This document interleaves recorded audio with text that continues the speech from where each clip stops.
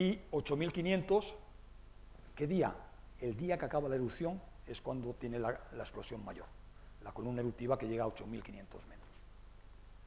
Bueno, aquí tenéis este fotógrafo que le he puesto el nombre porque habrá que reconocérselo, desde el Roque de los Muchachos, pues cómo se ve uno de los días la pluma de la columna eruptiva. Copérnicus, satélite, nos informaba casi a diario de cómo iba evolucionando la cosa. Todos los puntitos blancos son edificaciones.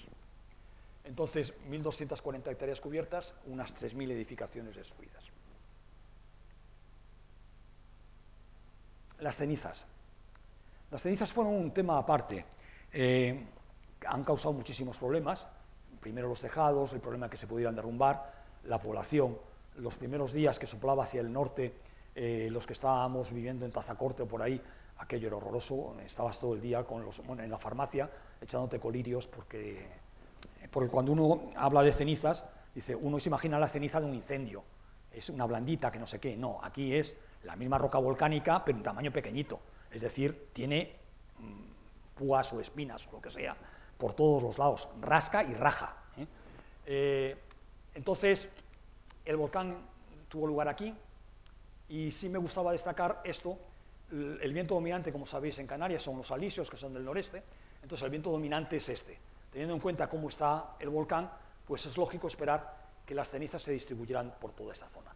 De manera que uno puede explicar por qué este es el volcán de Todoque y el de Alaguna, por qué se manda a evacuar toda esta zona porque puede haber coladas, pero se manda a evacuar toda esta zona hasta aquí, y Puerto Naos incluido, porque puede haber cenizas. Son dos riesgos distintos, pero en cualquier caso riesgos los dos. Lo que pasa es que, de alguna manera, con los daños inmensos que ha habido, los de aquí solo han sido las cenizas, el solo entre comillas, y los de aquí ha sido destrucción total, ¿no? Entonces, esa es la zona donde se ha acumulado mayor parte de las cenizas, la esperable. De vez en cuando, ¿qué pasaba? Y nos daba aquel, pues de vez en cuando soplaba el viento del oeste y el aeropuerto se cerraba. Siempre solía pasar el día que te tenías que ir y coger el avión. Cambiaba el clima justamente cuando lo decías, oye, que voy mañana, pues cambia el viento al oeste. Aquí tenéis el volcán y las nubes de cenizas, unos días de poco viento, y esa es la zona hacia donde corrían las cenizas, pero mirad cómo estaba el campo y las carreteras, que pasaban máquinas limpiándotela todos los días. Las cenizas, estos son unos paneles solares. Mirad como el espesor de ceniza que tiene. Esto es al sur. Esta es la montaña rajada. Por un lado se quedó cubierta de coladas, el cono que os decía, y ahora se ve suavizado por cenizas. Esta fue una colada y las cenizas que han caído encima. Y esta de aquí es la colada que llegó al cementerio, que no lo llegó a cubrir. Cubrió el tanatorio, pero no todo el cementerio.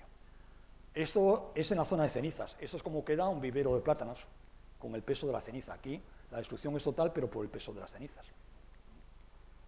Esas son unas casas que en su momento se conservaron. No tengo ni idea si después una colada pasó por encima de ellas, creo que sí. Las bombas. Eso es una bomba. Un muro y el agujero que dejó. Es decir, que cuando había bombas, pues ya me estoy pasando de tiempo, un chascarrillo con la UME. En unos primeros días nos acercábamos con la UME a intentar muestrar una colada. En la parafernalia para acercarnos, aquello parecía un ejercicio militar. Entraba en marcha atrás, teníamos que dejar el coche con las puertas abiertas y el motor encendido, la llave puesta, obviamente, preparados para correr, uno vigilando que la bomba no viniera, no sé qué. Entonces le dijimos, no, yo me quedo vigilando por si viene la bomba. Y nos dice el de la UME, hombre, las bombas aquí pueden venir de ahí. En Afganistán no teníamos ni idea de dónde venían. Con lo cual, pues tenían mucho más aplomo que nosotros. Bueno, esto es del penúltimo día. El impacto de las bombas. Esto es cuando salimos corriendo, eso es al día siguiente cuando venimos a verlo, y a muestrearlo, obviamente. Entonces, todos esos agujeros que veis por ahí son huellas de impacto de las bombas de esa mañana, la mañana del 12 de diciembre. Esto es todo bombas. Todos esos agujeros es como quedó la zona donde salimos corriendo. O sea que hicimos bien saliendo corriendo. Coladas. Estas coladas son cuando empiezan a desviarse. El volcán que antes vertía hacia este lado empieza a verter hacia el norte y las coladas avanzando. Mirad aquí cómo va quemando la vegetación, es un guardia forestal. ¿Esto cómo quedó? Para que veáis en las coladas A la diferencia. Esto es como era, esto es como es. Es decir, excepto ese edificio que lo bordea, no queda nada, no se ve un ajerito, no se ve un techo. Es decir, llegabas y había desaparecido el edificio, se lo había llevado entero, no sé a dónde, ¿no? Esto los habréis visto en televisión, llegando a la laguna, que era la zona más urbana y por lo tanto aquí no destruía una casa de vez en cuando, sino una detrás de otra. Esta es la colada A al lado de la iglesia de Todoque, que primero las destruía, el avance era una pisonadora prácticamente, y después pasaba por encima y todo eso se lo llevaba, ¿no? Y esto en cambio es la colada Paveoe de Todoque, del cementerio, perdón. Como veis, pues viene, churretea por encima de la tapia, cae por encima de la tapia, y no tiene capacidad de destruir, sino de cubrir, de inundar.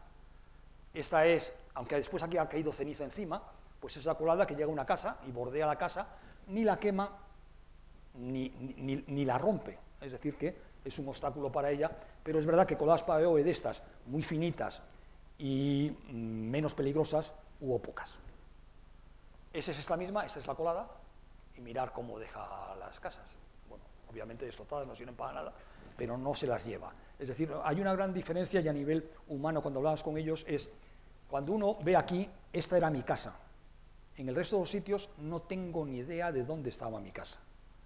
Salvo que tenga las coordenadas GPS, el arroyo que había ya no lo hay, el árbol que había ya no lo hay, el vecino que había ya no lo hay, y no se parecen en nada los barrancos, ni los arroyos, ni nada. Es decir, no hay quien tenga un mínimo de decir, ahí estaba mi casa, ¿no? Esta es, por ejemplo, yo recuerdo una que un policía local tenía una casa aquí, que fue de las que se derrulló, y estaba con nosotros viéndolo y diciéndonos, esa es mi casa, y nos decía, qué desgracia, pero qué bonito es. El mismo, el mismo. Esta me gusta mucho porque una de las cosas que yo creo que hemos aprendido es que uno de los motivos, desde mi punto de vista, que hizo que las coladas cubrieran tanta zona, es que las edificaciones humanas sirvieron de freno. Es decir, cuando oíamos todos, no, es que una colada llega al mar, cerca del mar lo que estaban eran las plataneras. Entonces la colada llegaba al primer muro de las plataneras y lo superaba. Al segundo lo superaba, al tercero ya era incapaz.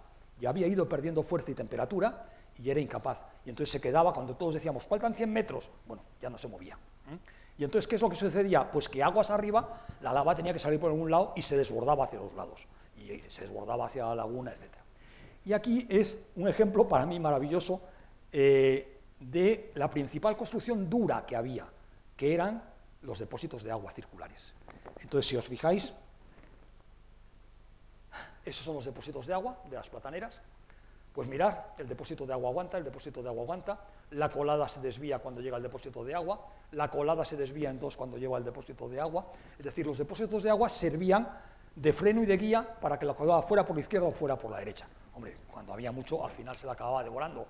Pero si uno ve los puntos que quedan residuales, son todos depósitos de agua. Esto, que también lo he hecho para aquí, se me ha ocurrido ir poniendo, sacándolo de Copernicus, las hectáreas cubiertas cada día. Y lo que os decía, bueno, pues hay un montón de hectáreas cubiertas cada día, hasta aquí que hay una inflexión, que es 19-20 de octubre, la segunda quincena de octubre. De manera que hasta ahí se cubrían 27 hectáreas día, a partir de aquí 7 hectáreas día. Lo primero que uno podría decir es decir, bueno, pues ahí hay un cambio y hay menos, la erupción ha parado. No, probablemente, a lo mejor sí, que es lo que tenemos que averiguar, porque lo que tenemos que ver es qué caudal salió cada día. ¿No? Eso lo que te indica es que a partir de ese día corrían sobre las anteriores y por lo tanto ya estaba destruido. Y aquí vienen las casas, como veis se parece bastante, y aquí destruía 65 casas día y a partir de aquí 10 casas día. A partir de aquí, cuando destruía menos, ya empezó a la televisión a conectar muy de vez en cuando, no sé qué. Bueno, resumen, la erupción de Cumbre Vieja de La Palma es la que ha durado más días, pero un día más que la máxima, la de mayor intensidad, 3,3 veces la media, la del cono de mayor altura o que similar a otro, la de mayor espesor de coladas, la que ha cubierto mayor superficie, el triple de la media, y la que ha causado más daños, que es lo más importante, ¿no? Y aquí os pongo 3 fotos para acabar, que ya voy mal, no, mal pésimo. Esta es la erupción. Esta foto la hice y se la di además a la consejera de turismo de Canarias, que pasaba por ahí que pasaba por otro lado en ese momento, como símbolo de la palma aguantando. Es decir, las coladas, esta casa ya casi no queda nada, las coladas pasaban por la izquierda y por la derecha y la palmera aguantaba. ¿Cuánto tiempo aguantó? No lo sé, yo estuve una semana y aguantó. Como nos turnábamos semana sí, semana que veníamos a la península, pues cuando volví ya no podía llegar ahí, supongo que no aguantó. Pero que en ese momento parecía un símbolo del aguante de los palmeros, ¿no? Y esta, que me parece maravillosa y también para mí resumen. Este es el cono volcánico. De aquí están los conos. Creo que he puesto aquí, este es este cono volcánico, esta pared de aquí. Bueno, estos son pino canario. Pino canario que ha aguantado, voy a darle para atrás, que ha aguantado tener un cráter aquí y que mirar cómo está. A lo mejor este pino tiene enterrado 15 metros, pero cómo ha aguantado y cómo todo el borde son palillos enteros. Solo hay roto cuando una bomba le ha pegado, pero si no, han aguantado. No solo han aguantado, sino ahora veréis una foto con más detalle, que cuando se ve en detalle un tronco, la parte de la izquierda está prácticamente sin corteza y la de la derecha, un poquitín más fría, sigue teniendo la corteza. Bueno, esta foto es el 13 por la tarde acaba la erupción, el 14 a las 10 de la mañana, es decir, 12 horas después de haber acabado la erupción. Obviamente allí fuimos todos corriendo, ¿no? Bueno, esta es la cara sin corteza, esta es la cara con corteza, este es un brote. 12 horas después el pino estaba brotando. Es decir, para mí es un ejemplo de la naturaleza, cómo sigue, bueno, primero cómo aguanta el pino canario, porque si no aguantara así se habría extinguido, ¿no? Pero es un ejemplo, y con eso ya acabo. Bueno, en Canarias ha habido... Bueno, los palmeros han aguantado de forma ejemplar, lo digo siempre. La vida sigue, la naturaleza no se para, y que hay que ayudar a los palmeros. Los palmeros nos decían, estamos encantados con vosotros, eran maravillosos. Dice, pero por favor, no os olvidéis cuando acabe la erupción. Entonces, a ver si no los olvidamos. Pues muchas gracias.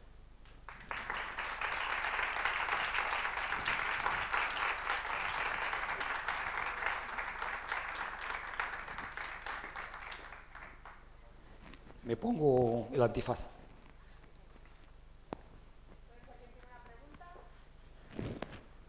Solo contesto a las 100 primeras.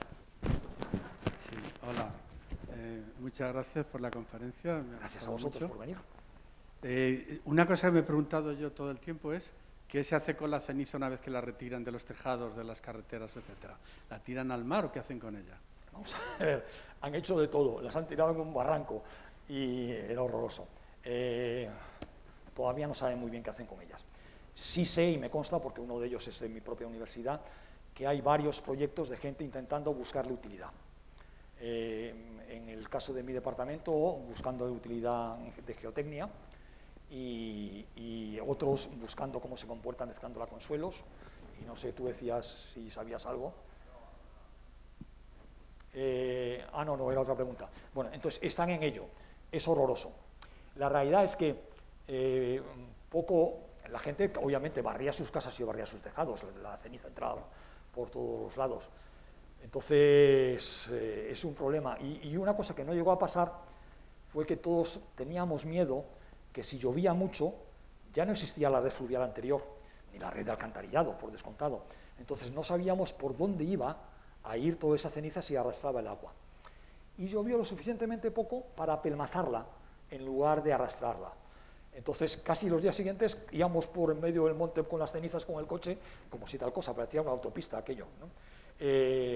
Están en ello, no tengo ni idea qué van a poder hacer. No tengo ni idea. Y aprovechando, y la última, ¿es posible que las Canarias pudiera ser un supervolcán, como es, por ejemplo, la zona de Nápoles o el Yellowstone, el parque Yellowstone? Yo creo que no. Yo creo que no, porque todos los magmas son magmas básicos, todos esos son magmas de zonas donde hay mucho más aporte de magma, muchas cámaras magmáticas durante mucho tiempo. De las islas, la única que podría tener algo similar es Tenerife, porque sí ha tenido erupciones de alta explosividad a lo largo de su historia, pero ninguna como la de un supervolcán. Vamos a ver, que no la haya. Es decir, porque no será un supervolcán, pero se llama Medina por delante. que para nosotros es como si fuera un supervolcán. Vamos, no nos extinguimos la humanidad, es la única diferencia, ¿no? Pero, bueno, más vale que no la haya, ¿no? Vale, muchas gracias.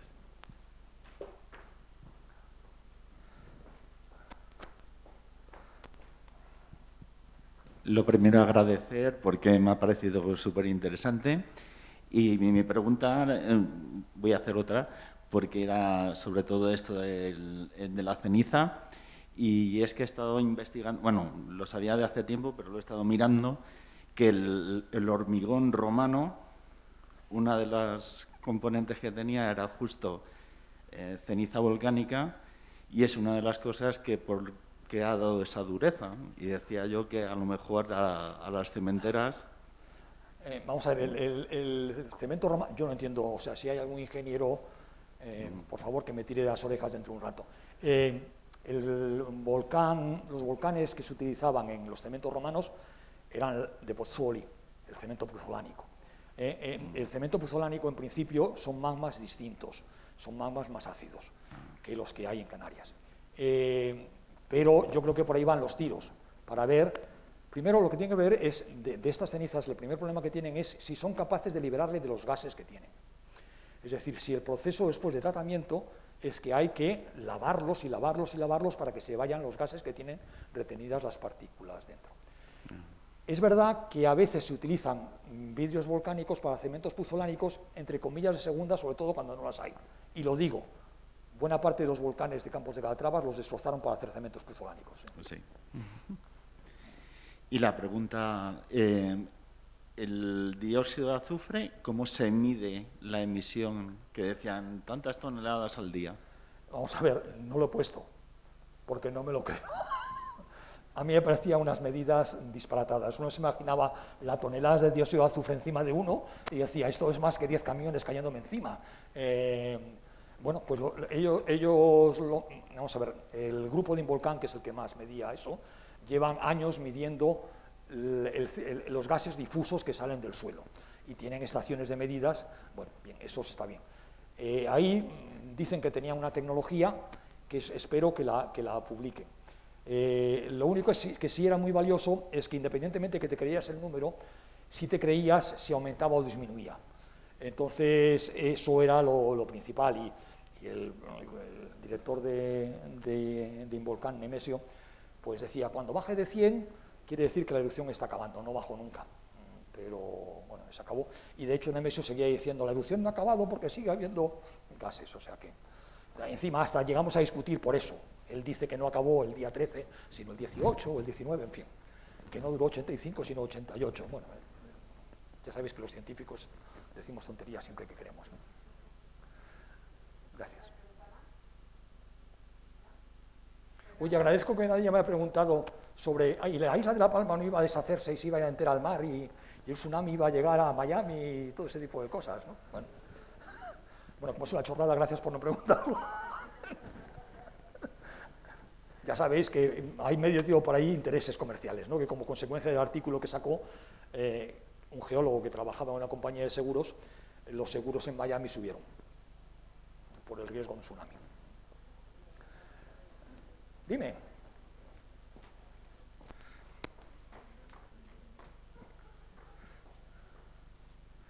Hola, buenas tardes, Hola. noches. María José, que es geóloga, le da vergüenza.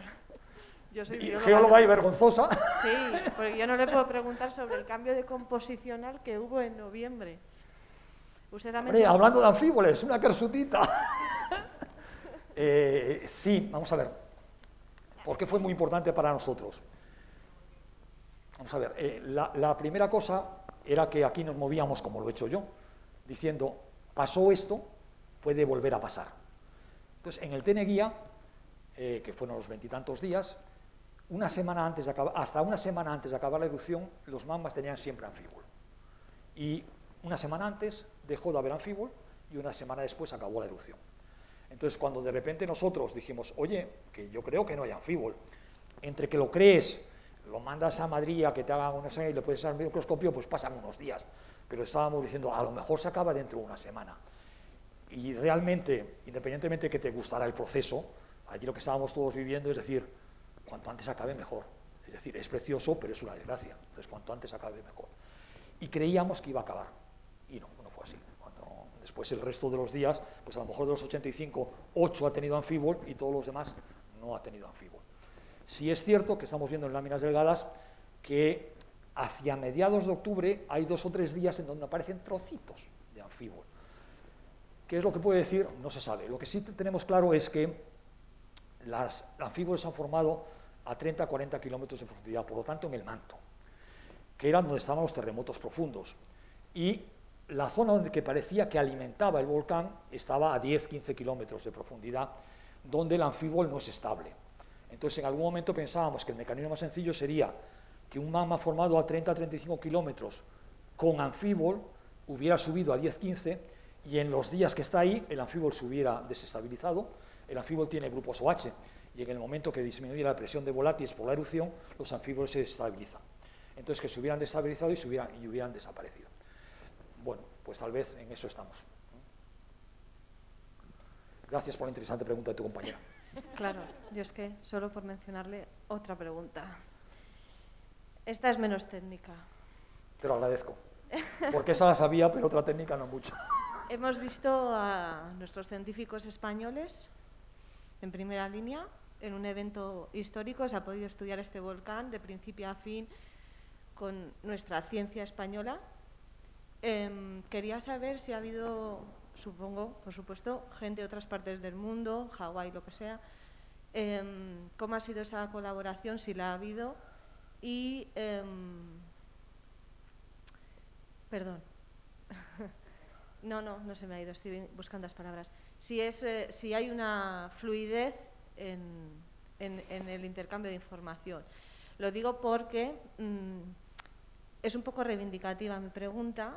Gracias al COVID y a este volcán, gracias entre comillas, estamos poniendo la ciencia, la importancia que tiene, aplicada aún directamente a la vida directa de las personas normales, y creo que es importante que se vea ese papel de los científicos españoles, lo hemos visto, y quería saber un poco, porque siempre, claro, yo lo que oigo, como en Hawái hay tantos volcanes también, pues todos estos términos que ha usado usted, muchos vienen parecen como hawaianos. Quería saber la importancia de la ciencia española en volcanes a nivel mundial ahora y si hay una colaboración internacional en este sentido con fluidez positiva de información. Gracias. ¿Me tengo que poner duro o blando? A la verdad no la conozco. Vamos a ver, impresiones. Vamos a ver, yo creo que, personalmente, creo que ha funcionado muy bien toda la gestión de la emergencia. Creo que los científicos han sido para mí ejemplares. Yo lo comparaba a veces con el COVID. Cuando hubo la crisis volcánica del Hierro, los geólogos, yo no estaba y además no fui justamente por eso, nos matábamos entre nosotros. Es decir, allí, en algo que yo comparo con los inmunólogos, allí todo el mundo quería ser el más listo y salir más en televisión. Entonces, si uno decía que la erupción iba a acabar mañana, otro decía no, dentro de un mes. Si uno decía es una erupción tranquila, otro decía va a explotar de un momento a otro. Es decir, era justamente el protagonismo. Había ya pasado en una crisis sísmica que hubo en el Teide en 2004, que no llegó a haber erupción, pero que uno de los geólogos, bueno, era geofísico y físico, pero vamos, a nivel nuestro se comportaba igual que cualquier geólogo, dijo que el 4 de noviembre empezaba la erupción y además que iba a ser altamente explosiva. Eso no se puede decir sin datos, primero, del todo, y después, pues lo que pasó en la población, en Icod y en los pueblos alrededor, la gente dormía vestida y los niños con la mochila al lado para salir corriendo, para después nada.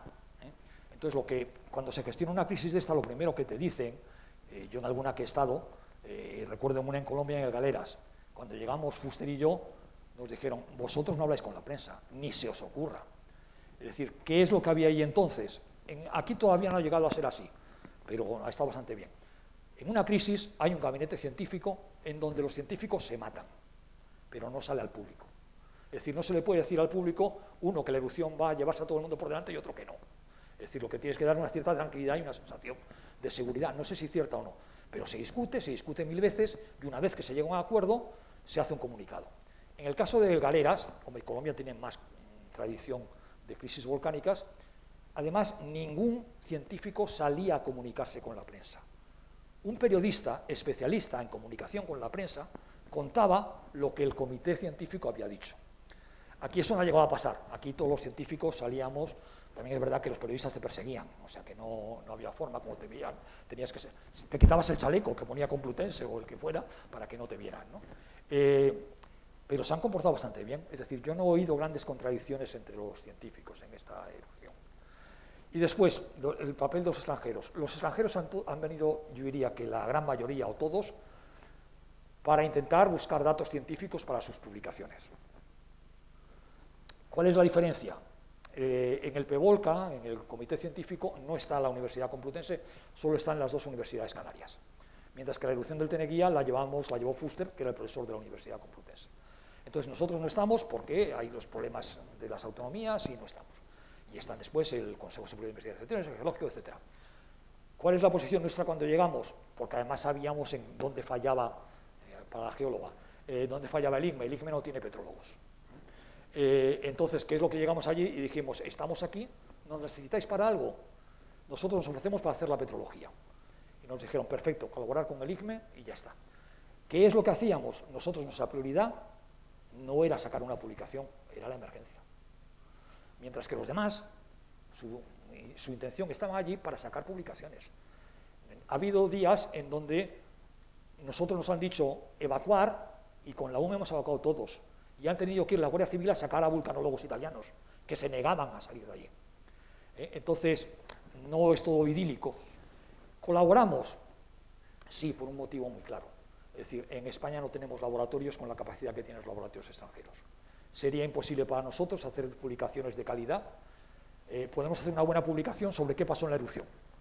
Pero si queremos hacer una publicación buena científica, tenemos que colaborar con extranjeros. Y cada grupo se ha buscado lo que fuera. En el nuestro, por ejemplo, pues trabajamos con una geóloga española que trabaja en Queensland, en Australia. Y le hemos mandado las muestras y ella tiene los medios como para en colaboración con nosotros. Nosotros le diremos, pues este día pasó tal cosa, y ella nos dirá, pues el piroxeno le pasaba tal letra o tal otra. Entonces, en ese sentido, sí está habiendo muchas colaboraciones. Ahora viene a haber una reunión dedicada solo a la erupción de La Palma. Es decir, que a nivel científico se está moviendo mucho y yo creo que se sacarán publicaciones muy interesantes. Pero bueno, lo que está muy claro es que para la gran mayoría de nosotros la prioridad era la emergencia. Bueno, pues nada, hasta aquí las preguntas y nada, muchas gracias a todos por asistir y nos vemos en la siguiente conferencia de febrero con Ángela Delgado Buscalioni, que ya la conocéis porque ha estado de directora muchos años del Yacimiento de las Ollas. Y va a ser también muy interesante porque va a dar un enfoque sobre la evolución de las especies en general y por qué evolucionan, por qué se extinguen y muchas cosas erróneas que llevamos aprendidas en la cabeza desde hace muchos años y que ya, pues, bueno, pues hay que cambiar de mentalidad. Así que nada, muchas gracias a todos y sobre todo, que diga algo. Muchas gracias a Eumenio. Muchas gracias por venir. A vosotros por aguantarme.